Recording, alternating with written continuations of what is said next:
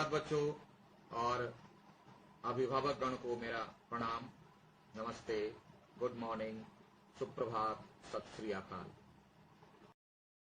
चलिए बच्चों, निकालिए क्लास 8 थर्ड लैंग्वेज हिंदी। आइए, हम लोग पढ़ रहे थे सच्चाई, याद है ना कि भूल भकोस गए? हम लोग क्या पढ़ रहे थे? सच्चाई, जिसमें सच्चाई के स्वरूप को, सच्चाई की ताकत को इस पाठ के द्वारा हम लोग पढ़ रहे थे, जिसमें पहला हिस्सा था सच्चाई और दूसरा था विनम्रता। ये सच्चाई और विनम्रता क्या है? तो सर्वश्रेष्ठ मनुष्य के गुण हैं। जैसे टीवी में कौन सा गुण है? तो पहला है पिक्चर की क्लैरिटी और साउंड क्लैरिटी, तब आता है लुक।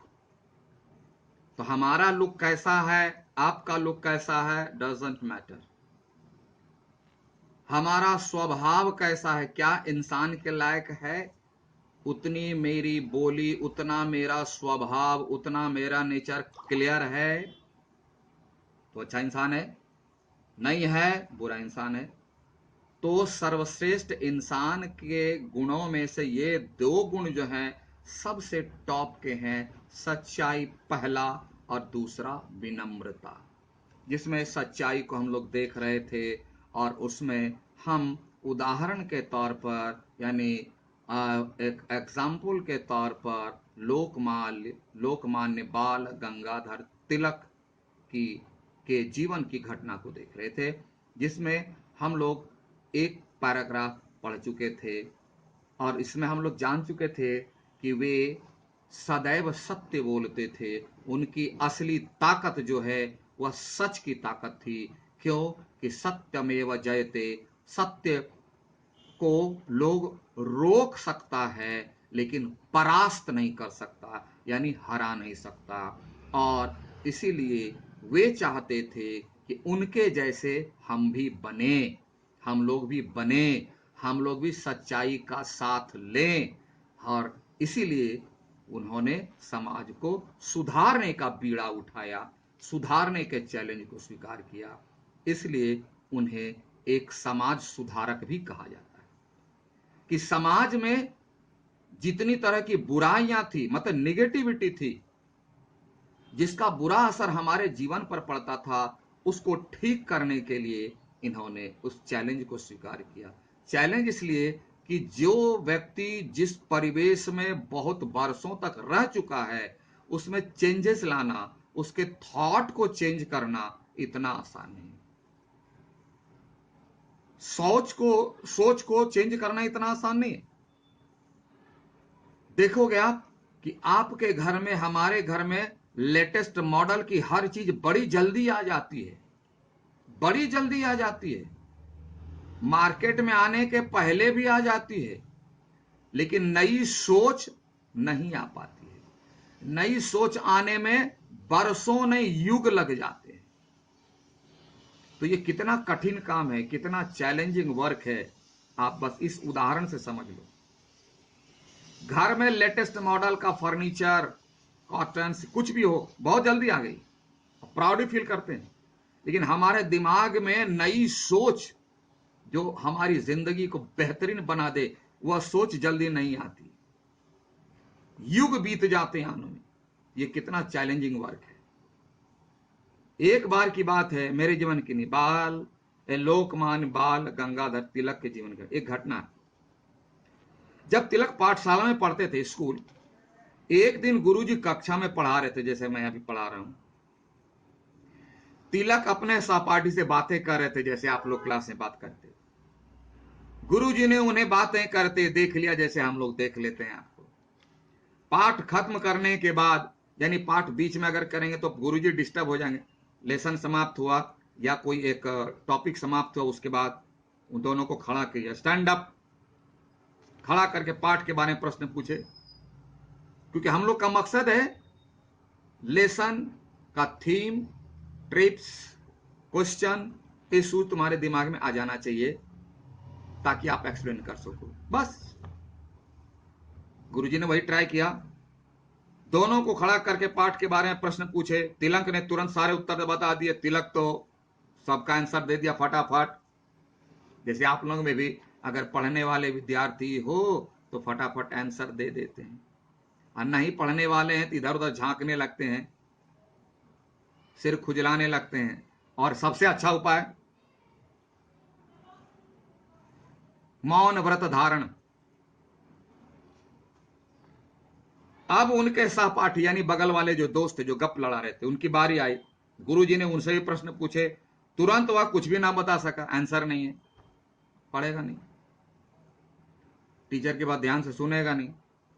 वह दृष्टि नीचे किए खड़ा रहा, जैसे आंसर दो, वैसे ही सेम।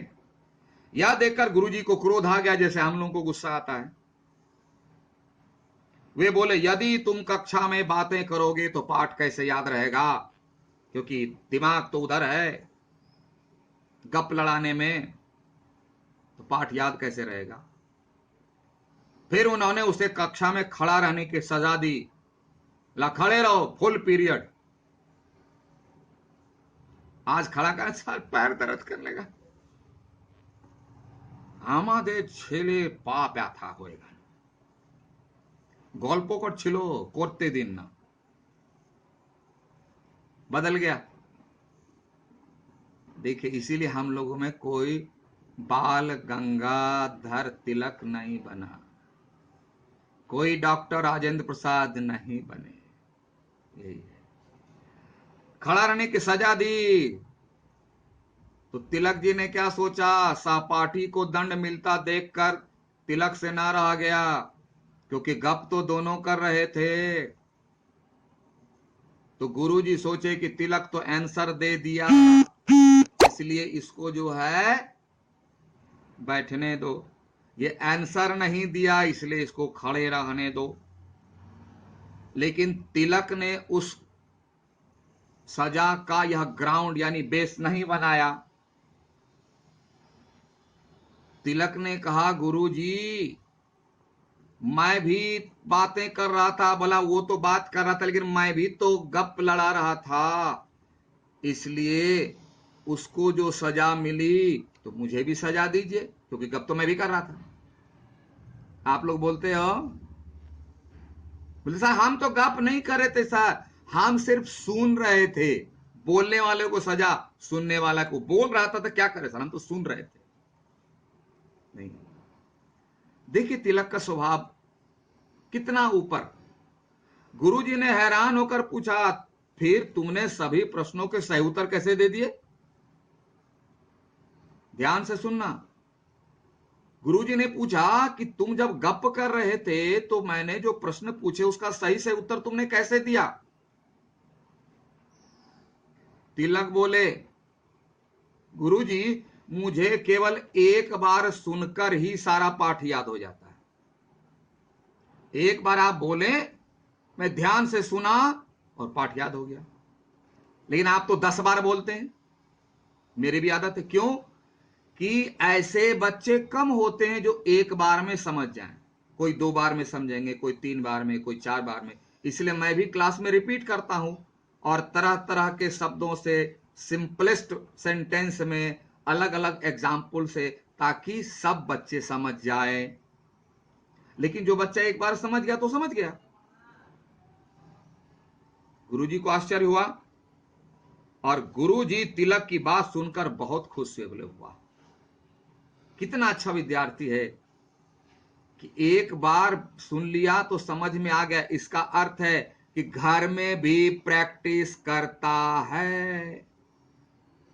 आप भी अगर घर में प्रैक्टिस करो, टीचर की बात सुनो, फिर प्रैक्टिस करो, आपकी भी आदत ऐसी बन जाएगी, आपका भी मेमोरी ऐसे स्ट्रांग हो जाएगा, आप में भी कैपेसिटी आ जाएगी कि एक बार सर बोले समझ गए।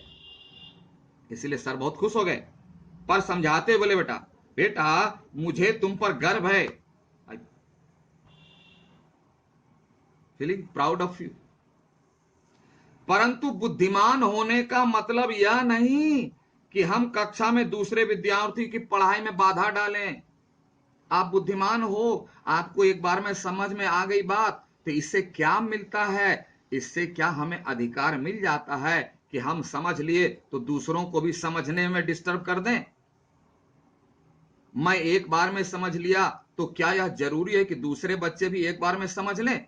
कोई 2 बार में, 3 बार में, 4 बार में, उसको डिस्टर्ब नहीं करें। इसलिए बल्कि हमें अपनी बुद्धिमानी का प्रयोग सही दिशा में करना चाहिए। यानी अगर मैं सीख गया तो दूसरों को सिखाइए, हेल्प कीजिए, मदद कीजिए, ताकि वह भी आपकी तरह एक बार समझाने पर समझ जाए।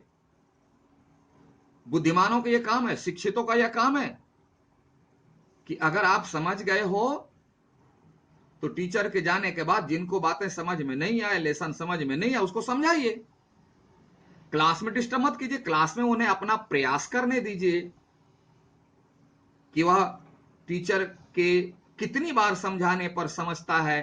फिर भी नहीं समझता है, आप उसकी मदद कर दीजिए ना। मुझे लगता है शायद अब से आप ऐसा करेंगे, तिलक जी से यह गुण सीखेंगे और हमारे पढ़ाने से थोड़ा प्रभाव पड़ेगा। यानी दोनों मिला करके आप ऐसा काम अभी से करना शुरू करेंगे। अगर आपके घर में छोटे भाई बहन तो उससे शुरू कीजिए, और अगर दोस्त हैं तो उनसे शुरू कीजिए, या फोन है तो उससे शुरू कीजिए। और तब तक के लिए हैव ए नाइस डे। फिर मिलते हैं अगले क्लास में।